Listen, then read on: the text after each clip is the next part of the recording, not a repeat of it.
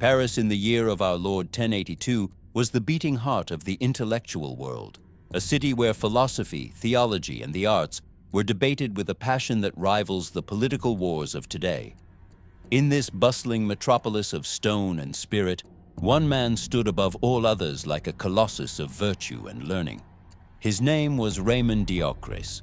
To understand the sheer bone-chilling terror of what happened at his funeral, you must first understand the magnitude of the pedestal upon which this man sat while he drew breath. Raymond was not merely a professor at the Sorbonne, he was an institution.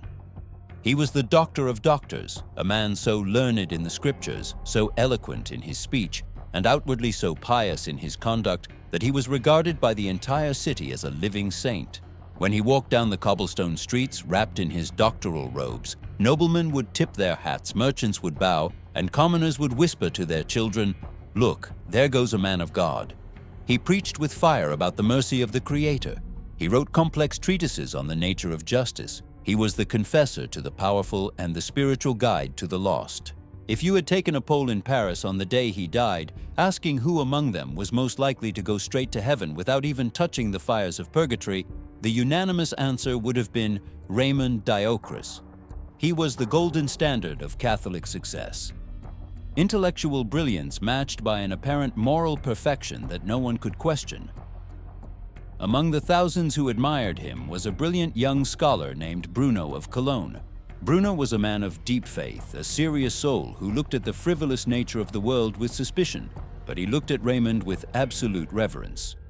To Bruno, Raymond was the proof that one could be in the world, but not of it. He was a father figure, a mentor, and the compass by which Bruno set his own spiritual course. The relationship between the master and the student was one of profound respect, which makes the betrayal that was about to unfold all the more devastating. Before we walk into the cathedral to witness the event that changed the history of the Church, I want to invite you to join our growing community. We are dedicated to digging up these forgotten, terrifying, and life-changing stories from the archives of Catholic history. If you believe that these warnings from the past are necessary for our modern world, please subscribe to the channel right now and leave a comment below saying, "Saint Bruno, pray for us." This simple action helps the algorithm understand that people are hungry for the truth, no matter how hard it is to hear. When death finally came for Raymond Diocres, it arrived not as a thief in the night, but as a dignified guest. He died a quiet, natural death that seemed to fit the order and dignity of his life. There were no screaming demons seen at his bedside, no final agonies of a guilty conscience, just the peaceful passing of a great intellect. The entire city of Paris went into immediate, solemn mourning. It was not just a funeral, it was a state event. The preparations were lavish. His body was washed, perfumed, and dressed in the finest robes befitting his high ecclesiastical and academic station. A grand procession was organized to carry him to the great church. Accounts vary, with some saying it was the Cathedral of Notre Dame itself, where he would lie in state. As the funeral procession moved through the streets, the bells of Paris tolled a mournful rhythm. Thousands of people lined the route, weeping for the loss of such a light. They threw flowers in front of the bier. They reached out to touch the hem of the pall that covered his coffin, treating him already as a relic. Inside the church, the scene was breathtaking. The Gothic arches soared into the gloom, illuminated by thousands of beeswax candles that flickered like stars, casting long dancing shadows over the stone floor. The air was thick, heavy with the sweet, suffocating scent of frankincense and the smell of unwashed bodies packed tight into the nave. Bishops stood in the sanctuary wearing their tall mitres. Princes of the realm stood in the front pews in their velvets, and behind them was a sea of students, monks, and laity, all united in grief. In the center of this spectacle sat the coffin. It was open, or perhaps covered by a simple cloth, revealing the face of Raymond Diocres. He looked peaceful. His hands were clasped over his chest, perhaps holding a crucifix or a rosary. To the human eye, he looked like a man sleeping the sleep of the just, awaiting the resurrection of the saints. But the human eye is easily fooled. As the Mass began, a solemn hush fell over the crowd. The choir, consisting of the finest voices in France, began to intone the ancient, haunting melodies of the Office of the Dead. The Gregorian chant rose and fell, weaving a tapestry of sorrow and hope. If you are finding value in this deep dive into the supernatural history of the Church, please take a second to like this video. It is a small gesture, but it helps us fight the digital battle to get this content to people who need to wake up. Your like is a vote for the truth. The liturgy proceeded with all the pomp and circumstance of the Middle Ages. The priest stood at the foot of the bier, the holy water was sprinkled, and the prayers for the repose of the soul began. The atmosphere was somber but fundamentally optimistic. Everyone was convinced they were praying for a friend of God. Then the choir reached a specific verse from the book of Job, a standard part of the liturgy where the soul asks God a question. They sang, "Responde mihi quantas habeo iniquitates." Answer me, how many are my iniquities and sins? It was a rhetorical question addressed to the Almighty, a plea for mercy from a humble heart. But as the last note of the chant hung in the cold air, a sound emerged that did not come from the choir. It did not come from the priest. It did not come from the weeping crowd. It came from the coffin.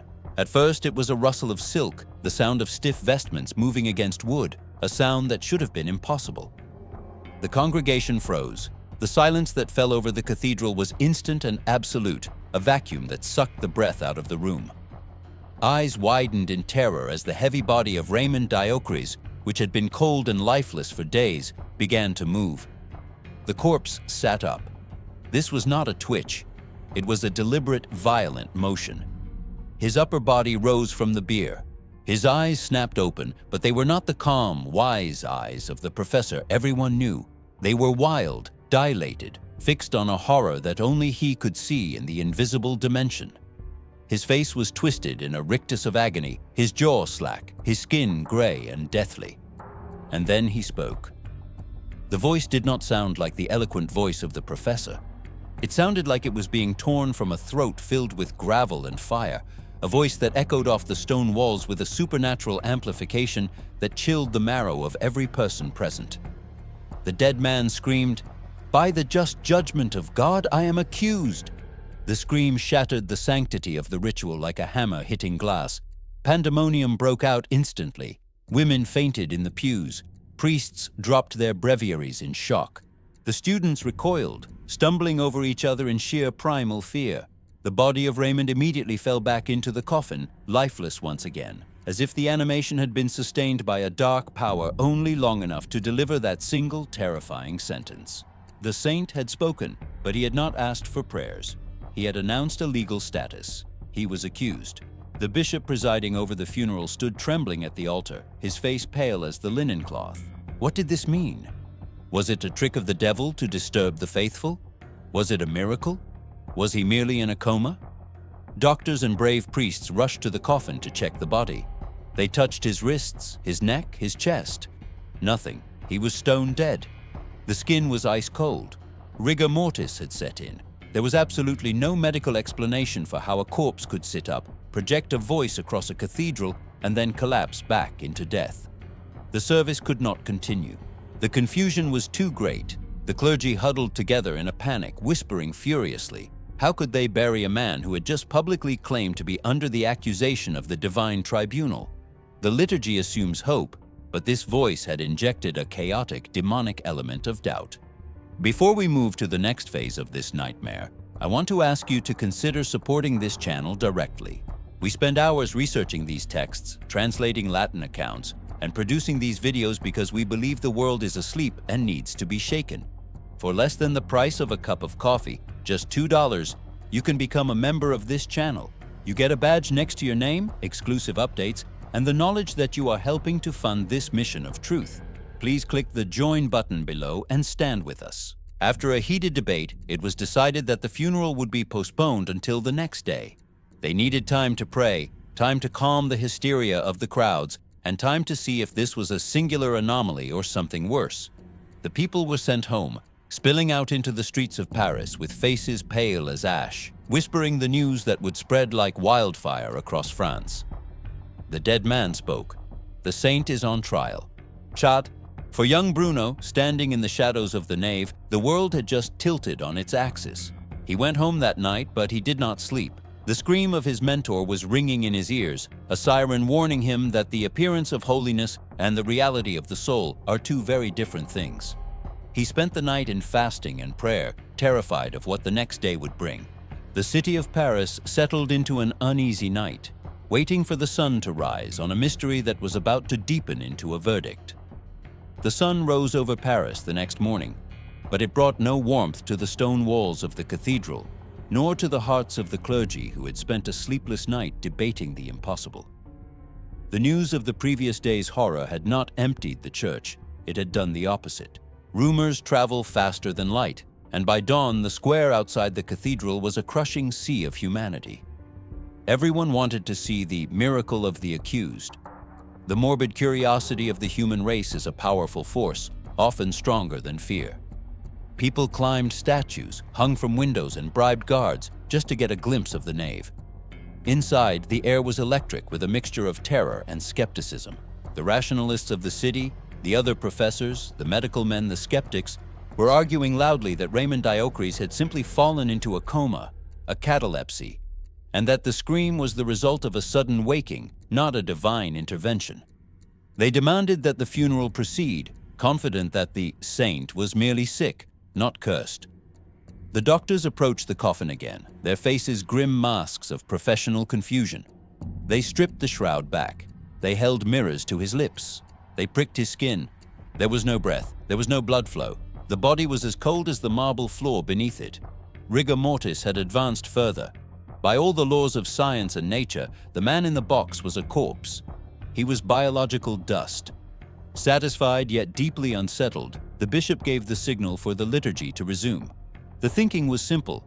If it was a demon, the prayers would drive it away. If it was a miracle, God would clarify it. If it was a mistake, they would bury him and be done with it. Before the first chant begins, I want to invite you to take a stand with us. We are building a library of truth in a world of lies. If you want to be part of this mission to uncover the spiritual realities that the modern world tries to hide, please subscribe to the channel right now, and in the comments, leave a prayer for the dying. Jesus, have mercy on the dying. This small act helps us push this content to people who are living like they will never die. The choir reformed their lines, their faces pale, their voices trembling slightly as they opened their mouths. The incense was lit again, rising in thick clouds that seemed to struggle against the heavy atmosphere of the church. The bishop, a man of great faith but human frailty, gripped his crozier so tightly his knuckles were white. He began the office of the dead from the beginning. The rhythmic Latin prayers washed over the crowd, lulling them into a false sense of security. Requiem aeternam dona eis, Domine. Eternal rest grant unto them, O Lord. It was beautiful. It was solemn. It felt safe. But then the moment arrived, the inevitable, terrifying moment of the lesson from Job. The cantor stepped forward, his voice echoing in the vast, silent cavern of the cathedral. Responde mihi quantas habeo iniquitates. Answer me, how many are my iniquities? The reaction was instantaneous. As if responding to a summons from a dark court, the body of Raymond Diocres moved again. This time it was more violent. The corpse did not just sit up, it convulsed, jerking upright with a force that knocked the heavy candelabras near the coffin to the floor with a deafening crash. The wax candles rolled across the stones, extinguishing in small puffs of smoke. The dead man turned his head, his neck cracking with the sound of dry wood, and looked directly at the altar. The expression on his face had changed. Yesterday, it was agony. Today, it was a look of absolute, crushing realization. The eyes were wide, staring into a dimension of truth that stripped him naked. He opened his mouth, and the voice that emerged was louder, clearer, and filled with a despair so deep it felt like the floor had opened up beneath them. He screamed, "By the just judgment of God I am judged!" The scream hung in the air, vibrating against the stained glass. Judicatus sum. I am judged. The chaos that followed was absolute. People trampled each other, trying to get away from the coffin. The skepticism of the doctors evaporated in a second.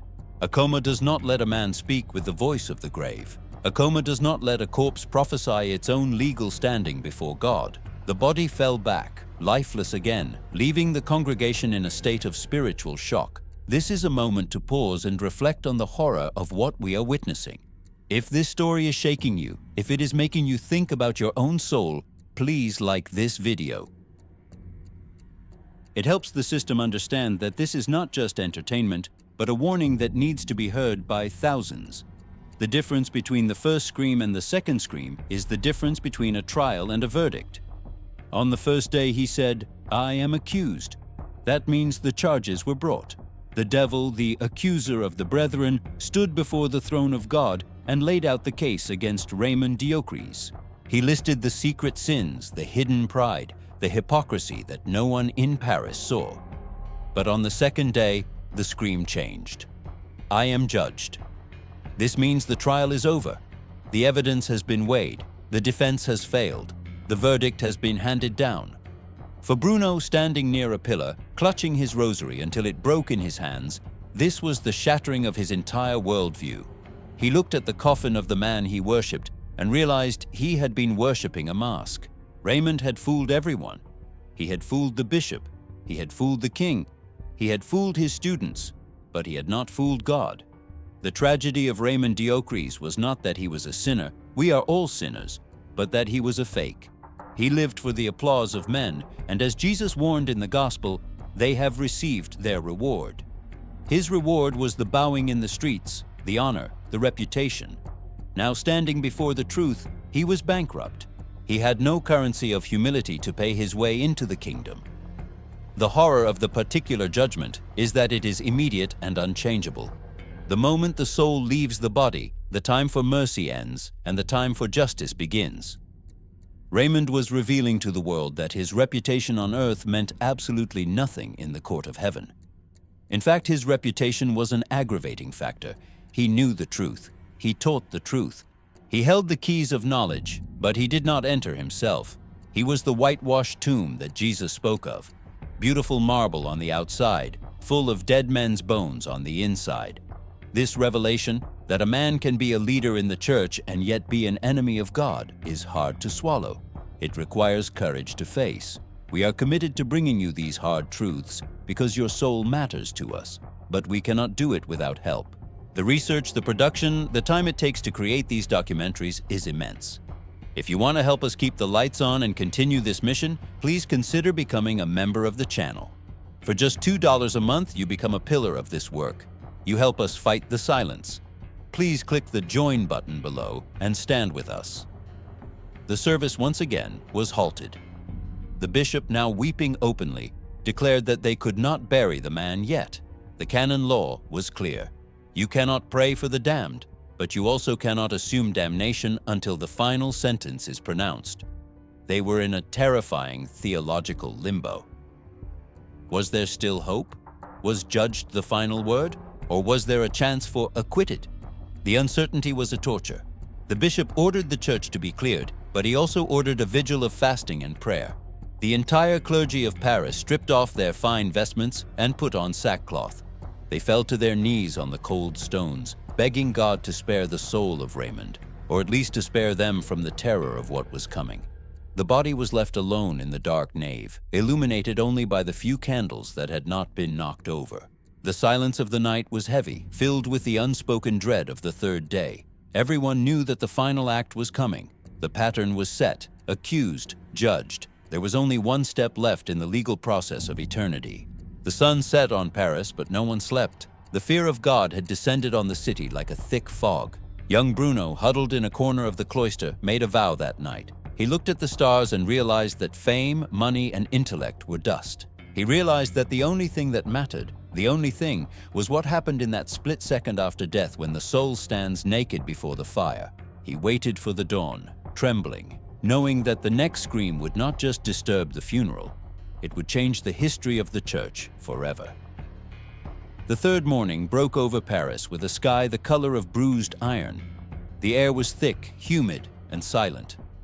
By now, the news had not just spread, it had mutated into a city-wide panic.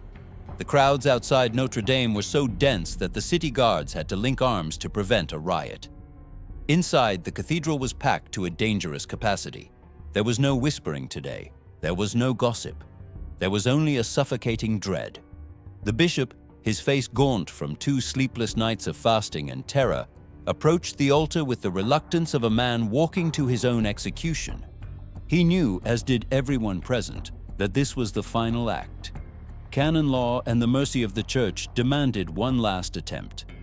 If the soul of Raymond Diocres was merely in purgatory, asking for prayers, the Church had a duty to bury him. But if the paten held, accused, judged, then the third step was a door that once opened could never be closed. The doctors, now humbled and silent, stood back. They had no medical explanation. They had checked the body a third time. It was beginning to smell. Decomposition, the undeniable proof of death, had started. The man was gone. But the voice was still waiting in the throat of the corpse. The bishop raised his hand, trembling visibly, and the choir began the Office of the Dead for the third and final time. The chant was faster today, rushed by fear. Requiem aeternam. The monks wanted to get it over with. They wanted to bury him or burn him, but they could not stand the suspense. Before the final verdict rings out, I want to ask you one last time to make a choice. We are bringing you the history that the modern world is terrified of.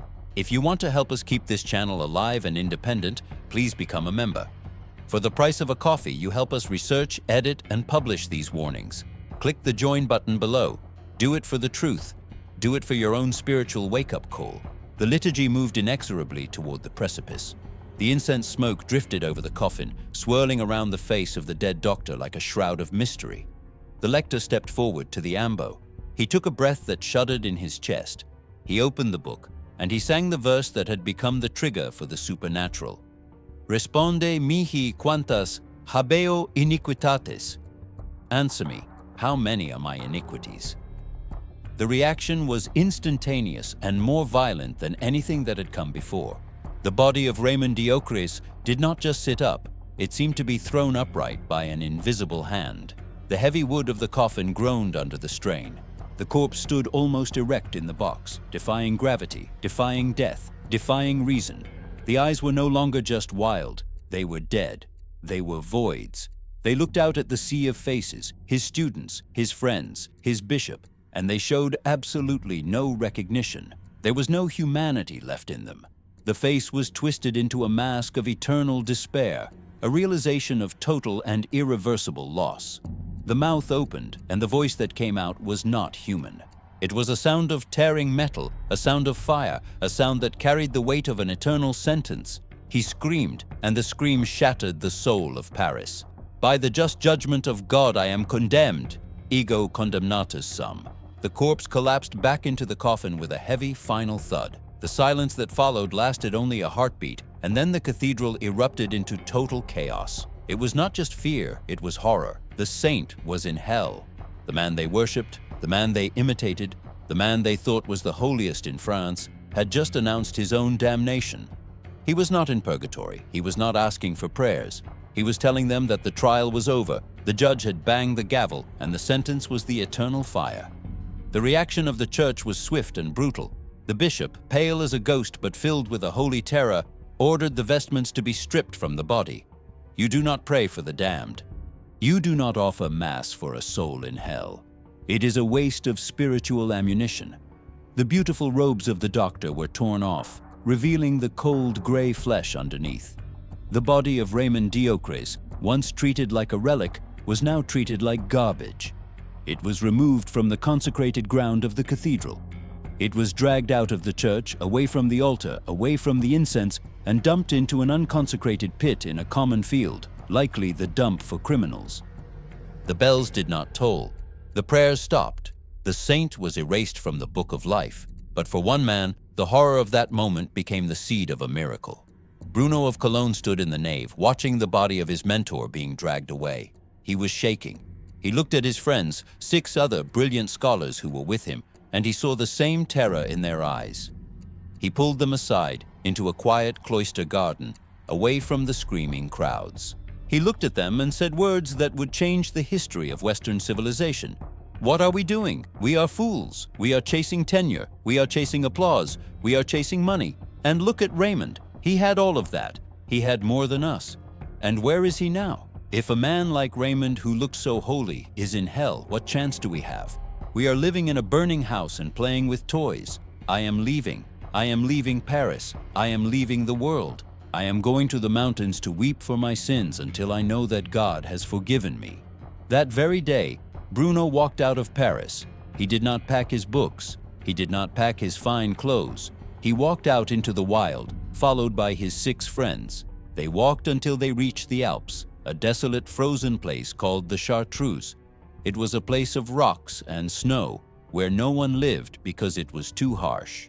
And there, they built a monastery that was more like a prison for the body and a paradise for the soul. They took a vow of silence. They dug their own graves in their cells to sleep next to them every night. They ate only bread and water for half the week. They cut themselves off from the world completely. Why? Because they had seen the alternative. They had seen Raymond Diocres. They knew that the world was a trap. They knew that fame was a lie. They knew that the only opinion that mattered was the one pronounced in the split second after death. The order of the Carthusians was born from that scream. It is the strictest order in the Catholic Church, the only order that has never been reformed because it was never deformed. They live in silence to this day, praying for a world that dances on the edge of the abyss, just like Raymond did. So, as we close this terrifying chapter of history, the question turns to you. Raymond Diocres is not just a story from the Middle Ages. He is a mirror. He represents the danger of living a good life on the outside, while harboring secrets on the inside. He represents the danger of caring more about what people think of you than what God knows about you. His scream, "Stop praying for me," is a warning shot across the bow of your soul. He is telling you, do not wait, do not fake it, fix it now. If this video has shaken you, good. That is the point. The fear of the Lord is the beginning of wisdom.